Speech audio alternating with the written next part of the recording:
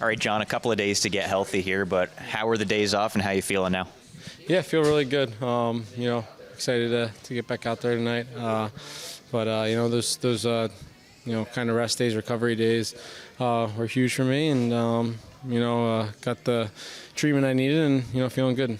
What was it like to watch the team on the road, and what do you think of the effort there? Pretty good road trip for the Blue Jackets. Yeah, I thought they did a great job. Played against a really good team in Dallas.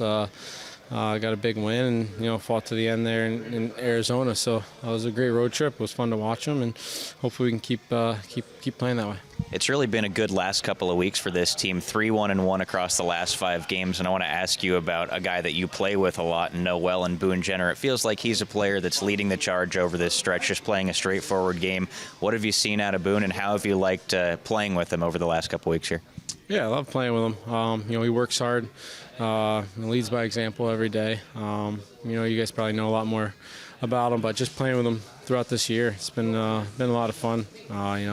He works hard down low. He's got some skill to him to his game, and he's got a great shot, and gets in goalies' eyes. So if we keep creating chemistry, and playing well together, it's been a lot of fun.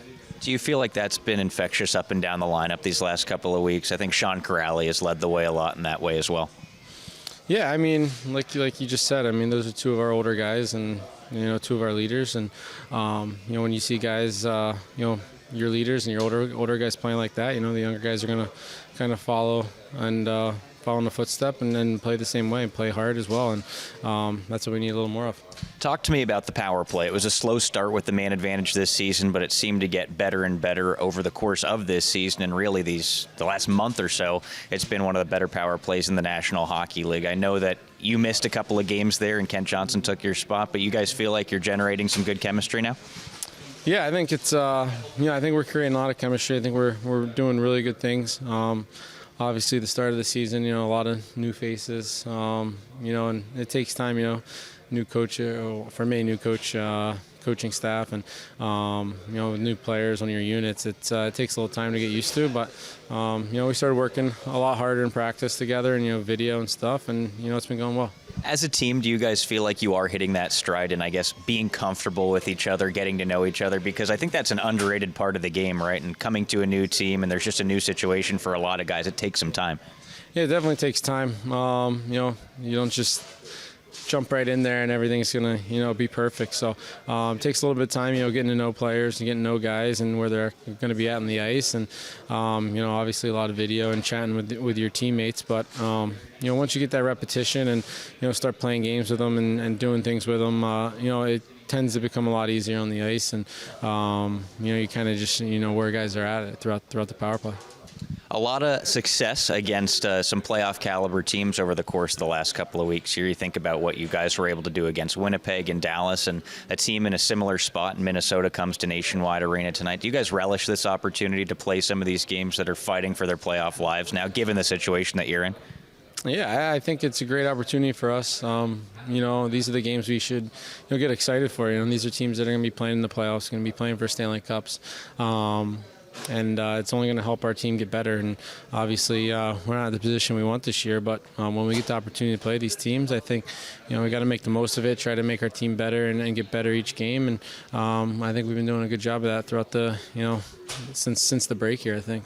All right, John, thanks very much for this, and good luck tonight. Yeah, thanks. Brett, I know you were asking about Patrick the other day, but he's more than a point-a-guy game over the last 18.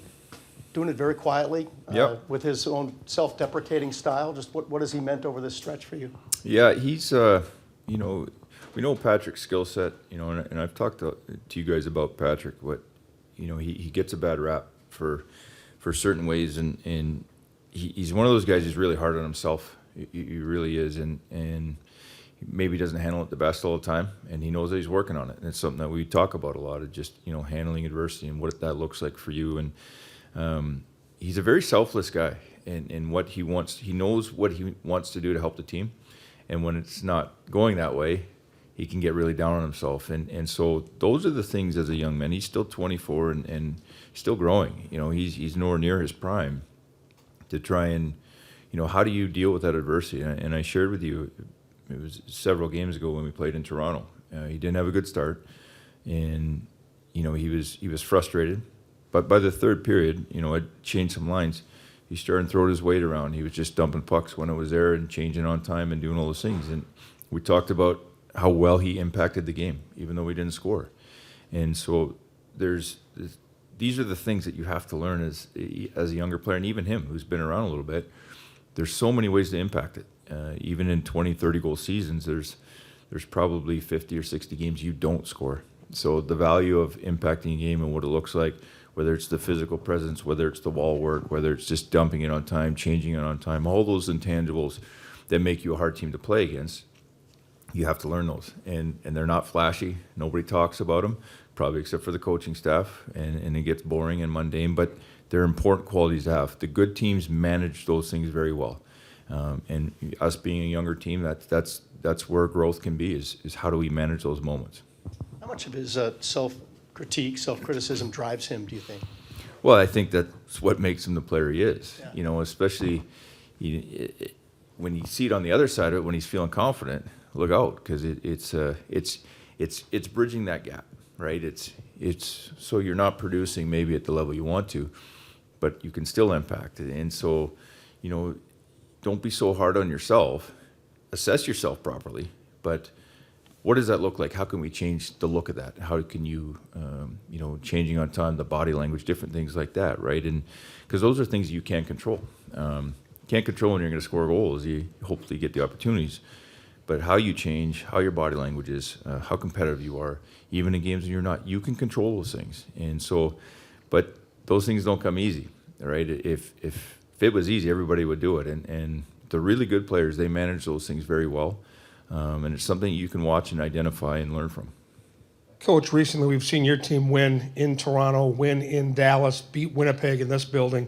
How much can a young team draw on playing games against teams that are desperate for either a playoff spot or a playoff position like this Minnesota team is? Yeah, we're in it tonight. We got these guys twice in 3 games, and we're going to be facing Edmonton coming up, who's in the same position, right? So for us, it's great learning. We know those teams, they need the points. They're going to come hard. So you have to be ready. If not, you get embarrassed. That's just what it is. And so, we're still a fairly depleted lineup, but these guys have been, since the break and even before, they've been pushing. And nobody sees the behind the scenes stuff in the practice work that they put in, the video sessions, all that stuff. Guys are taking on responsibilities that maybe they may not have gotten had we had these injuries, and I think they're handling it well. And it's day by day, game by game. You can't take a breath. I'm glad we got practice time, but you take a breath, you get punched in the mouth sometimes, and you got to be careful.